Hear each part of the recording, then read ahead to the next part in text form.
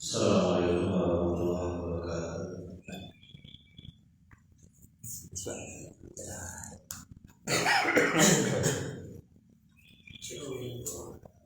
Alhamdulillahirabbil alamin. Assalatu wassalamu ala nabiyil haqq liyuzhirahu 'alal dini kullihi wa law kariha al-kafirun. Asyhadu an la ilaha illallah wa asyhadu anna Muhammadan abduhu wa rasuluhu la nabiyya ba'dahu. Allahumma shalli wa sallim wa barik ala sayyidina wa habibina wa syafi'ina wa maulana Muhammadin wa ala alihi wa sahbihi wa junudihi wa ansarihi wa man jahada fi sabilillahi ila yaumiddin. Ayyuhan nas ittaqullaha haqqa tuqatih wa la tamutunna illa wa antum muslimun. Sallallahu alaihi wasallam. Alhamdulillahirabbil alamin. Mari kita lanjutkan lagi masih di surat Ghafir. Allah Subhanahu wa taala menyampaikan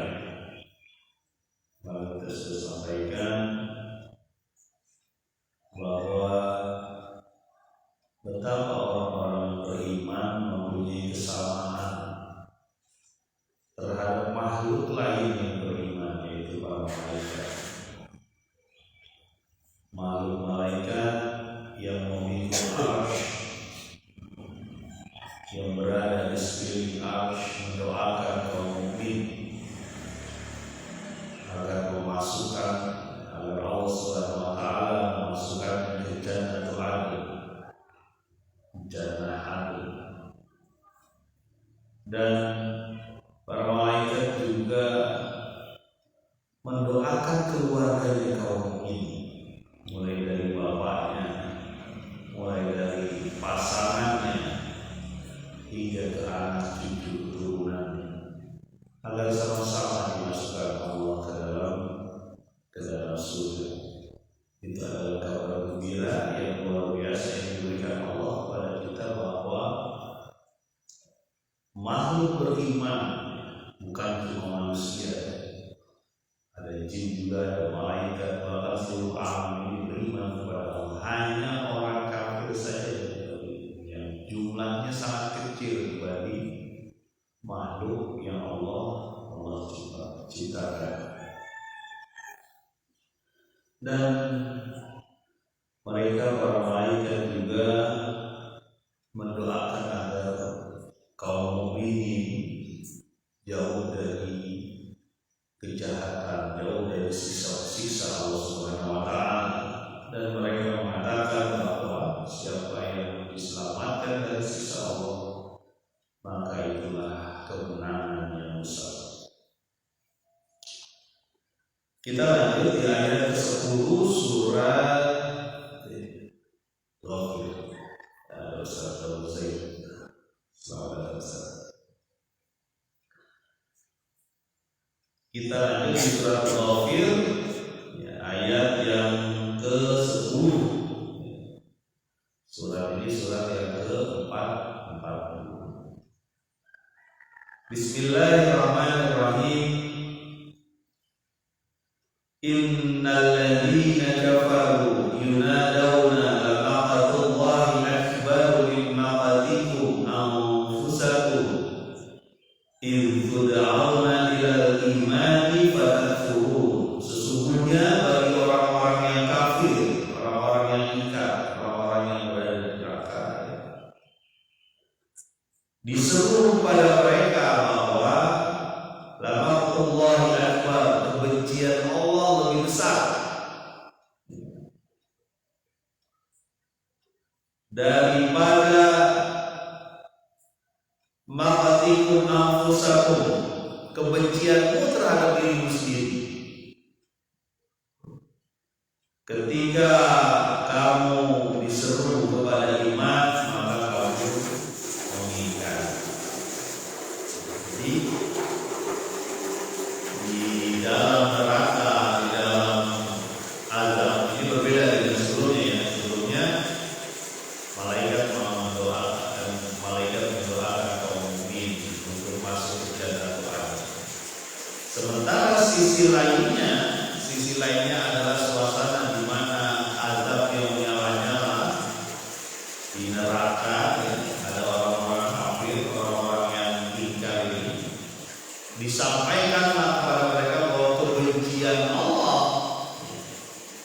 kebencian Allah makhluk, satu kebencian yang amat besar dari Allah kepada Anda, pada orang-orang yang ingkar ini, itu lebih besar dari kebencian Anda terhadap diri Anda sendiri yang menyesal. Karena pasti dalam suasana seperti ini adalah yang terlihat atau yang tergambar adalah orang-orang yang menyesal luar biasa terhadap kelakuan diri sendiri. Kata Allah, Allah lebih benci kepada Anda dibanding Anda sendiri benci kepada diri Anda sendiri. Ini pengalaman bagi kita bahwa jangan sampai kita membenci diri sendiri itu di sana. Ya, kenapa saya ngomong begini? Kenapa saya ngomong begitu? Kenapa saya nggak ngikutin orang yang ngajak saya? Kenapa saya malah ngikut si fulan yang menyerongkan saya dari jalan Allah? Kan benci itu dalam diri sendiri. Di sana itu juga benci itu. Kalau di dunia itu udah ingkar. Nah, kita benci terhadap diri sendiri, tapi kebencian Allah kepada kita kalau kita masuk ke sana itu lebih besar. Betapa Allah membenci orang-orang kafir yang sudah diberikan beribu-ribu nikmat kepada mereka, lalu masih ingkar. Pak, saya kan bukan orang kafir, Pak. KTP saya Islam. Apakah saya masuk neraka atau enggak? Ya, Anda harus berjuang supaya masuk surga. Ya, gampangnya begini, kita masuk SD, daftar SD, sekolah dasar. Bisa nggak disebut alumni SD kalau nggak ujian? Nggak bisa. Harus ada ujian dan membuktikan ujiannya itu banyak. SD itu banyak yang 6 tahun. Semester ini kita 12 kali ujian sampai 6 tahun. Dan kita harus bersungguh-sungguh untuk itu. Jangan gampangnya tenang, saya kan udah berstatus siswa. Saya pasti mendapatkan sertifikat alumni SD misalnya. Nggak bisa, harus ada ujian. Dan ujian itu pengorbanan, butuh kesabaran. Kesabaran itu dua saja, kesabaran dalam meninggalkan maksiat, meninggalkan keingkaran kepada Allah, dan kesabaran dalam berbuat baik, berbuat ibadah. Kalau kita tidak mau seperti itu, ya ini ada penyesalan. Di akhirat ada penyesalan yang luar biasa. Dan penyesalan kita terhadap diri kita sendiri, Allah itu lebih benci terhadap engkau. Karena engkau hamba-Ku, tapi engkau menolak apa yang Aku perintah. Seluruh tubuhmu itu Aku yang punya. Lalu gampang saja kau menyebutkan Allah, bermaksiat kepada Allah, melakukan perbuatan dosa terus-menerus, gak pernah mau taubat, gak mau datang ke masjid, ke mushola, ke majelis taklim, menganggap dirinya sudah bisa, sudah pintar, ibadah saya sudah bagus. Ada lagi yang mengatakan, saya kalau sudah masjid, Pak, saya kan gak berbuat jelek sama orang lain, saya masuk surga lah dari orang itu. Kan Allah masih dan penyayang. Ya, ente harus lihat yang dulu masuk masjid, yang suruh datang ke majelis taklim, yang suruh berbuat baik, itu Allah. Contohnya adalah apa? Rasulullah aja datang ke masjid, dia udah dijamin masuk surga. Sahabat Umar, sahabat Abu Bakar, beberapa sahabat 10, kurang lebih ada 10 sahabat yang dijamin masuk surga yang disebutkan oleh Nabi SAW itu datang ke masjid, bukan diem aja di rumah. Bahkan katanya dapat pahala juga, Pak. Iya, betul. Membunuh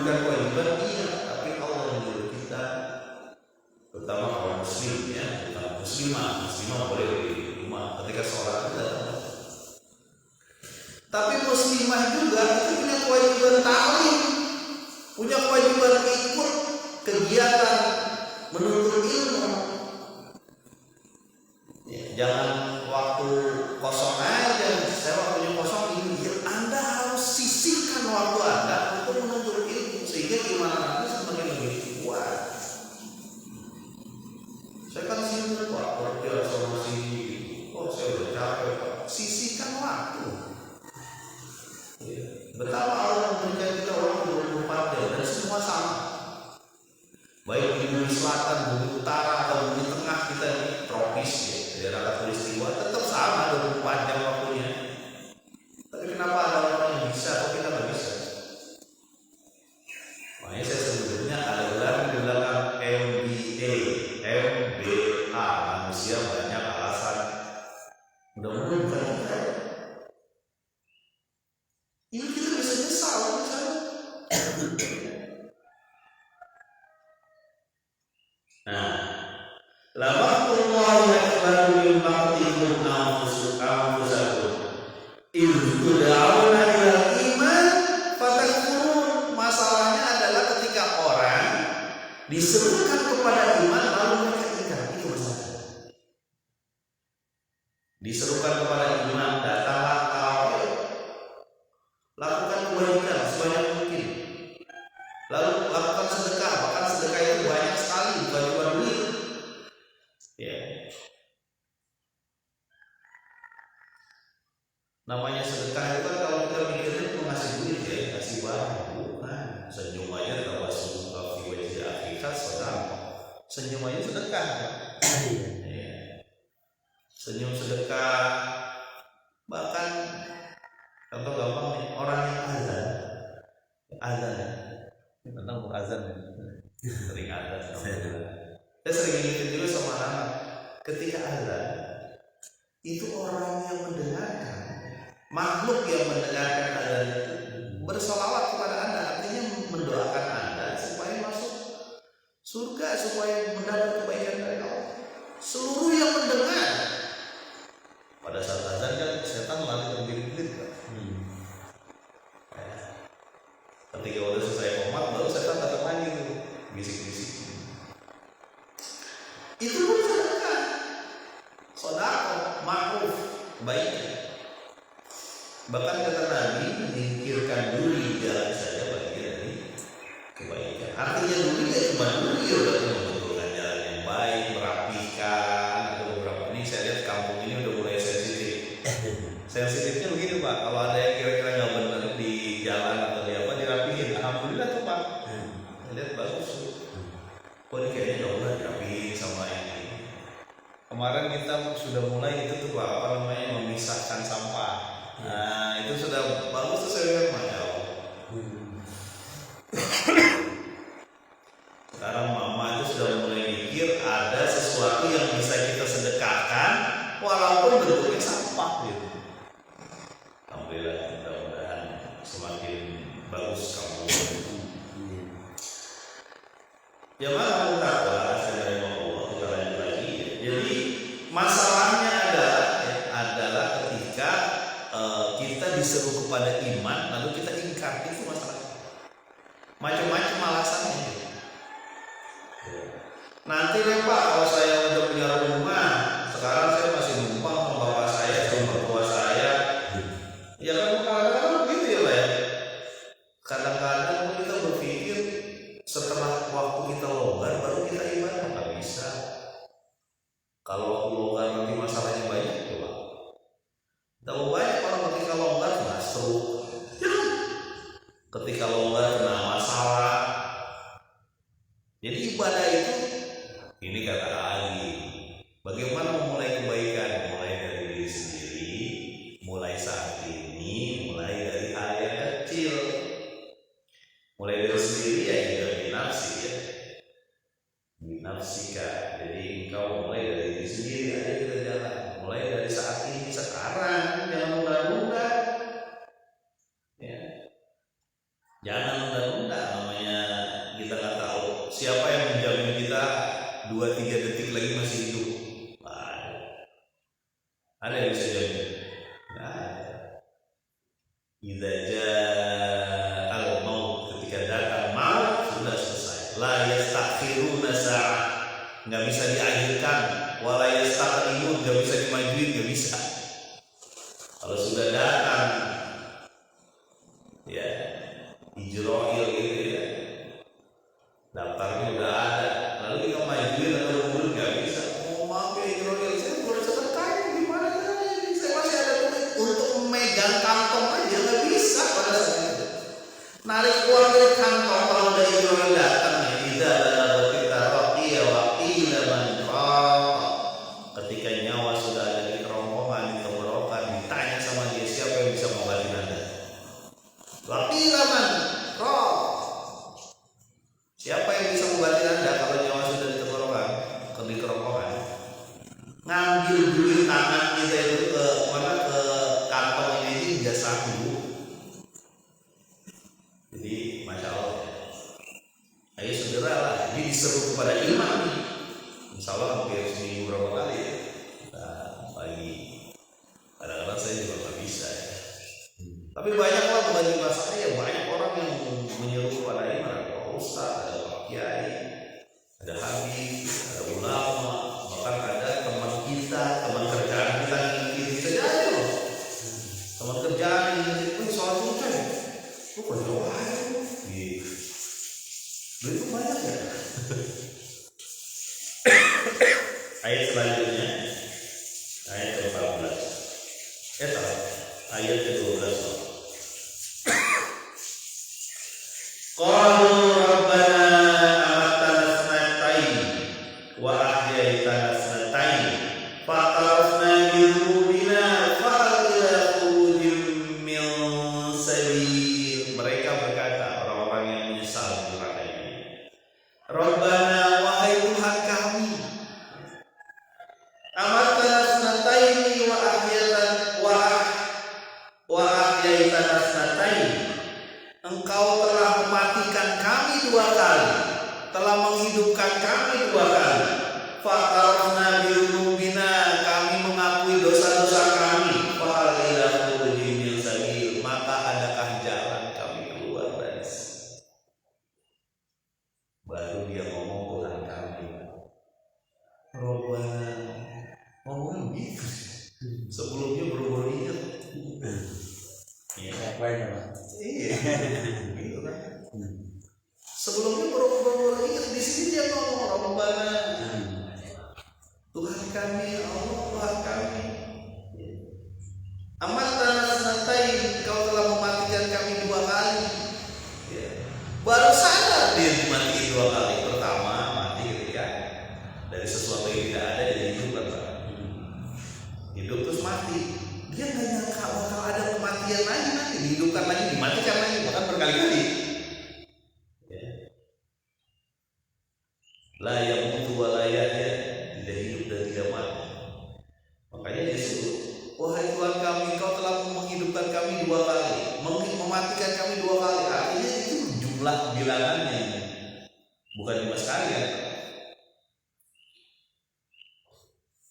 Hidup dari mati jadi hidup kan, dari perut ibu kan tadinya nggak ada, lalu hidup keluar di dunia, mati lagi kan, mati pertama, lalu dibangkitkan lagi kan, masuk ke neraka, dimatilah, dibangkitkan lagi, dibangkitlah.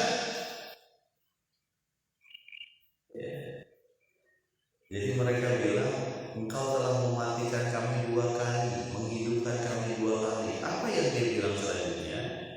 Fa'tarafna bi dzunubina, kami akui dosa kami. Selesai, sudah lewat.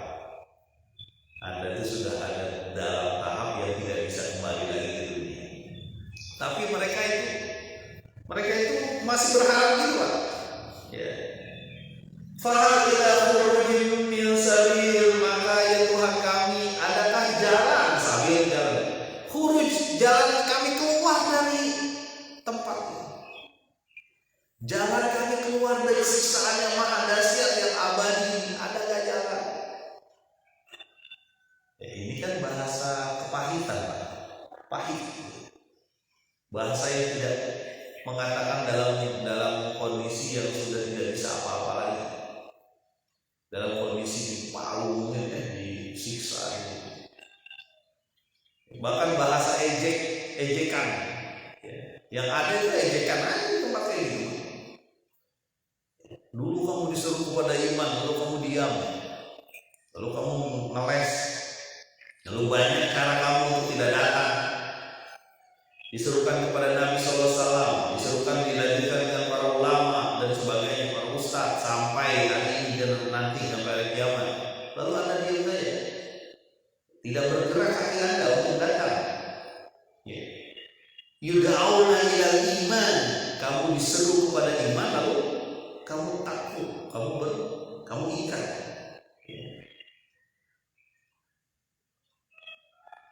Fa'idha khurujin min sabil, maka ya Allah, kata mereka itu, ya Tuhan kami, mana jalan keluarnya ini dari sini.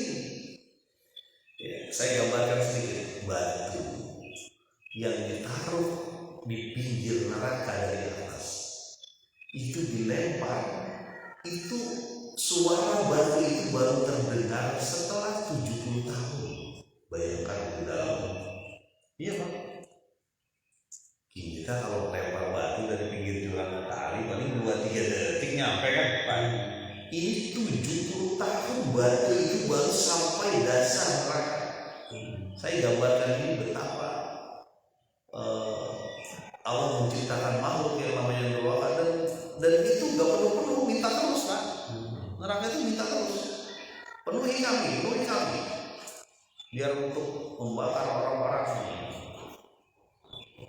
Tenang Parman, neraka mah nanti kalau udah mati, gak usah begitu. Sekarang aja Anda merasakan neraka.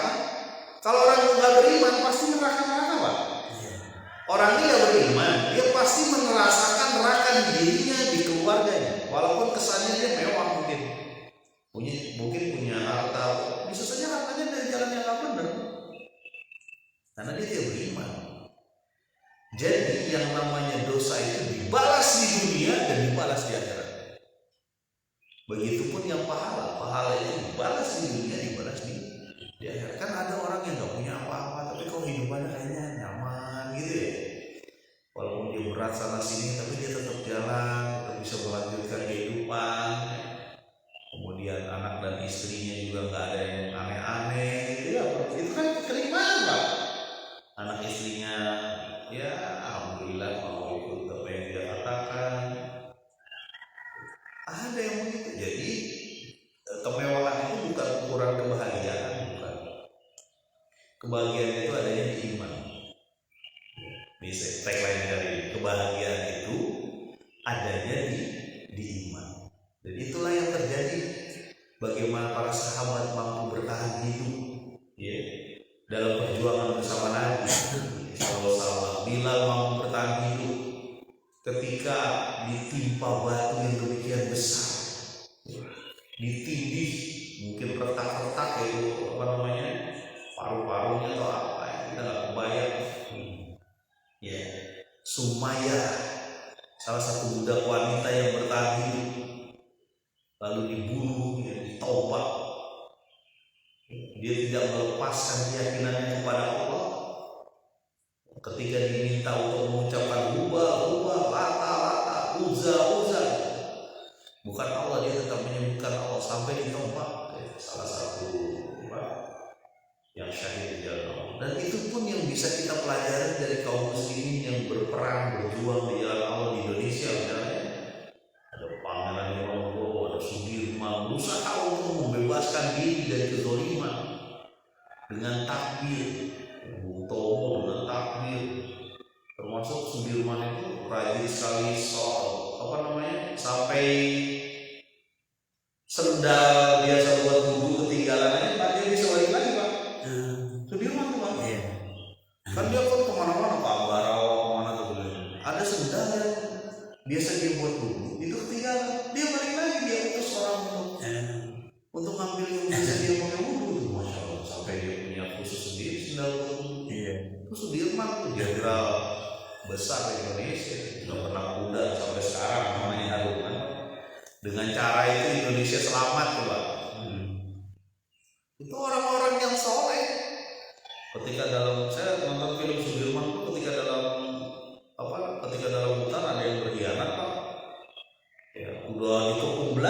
Sudirman ngelakuin apa tahlil. Iya. La ilaha illallah, la ilaha illallah gitu aja. Ya, dia menyebutkan la ilaha illallah bersama para pejuang-pejuangnya.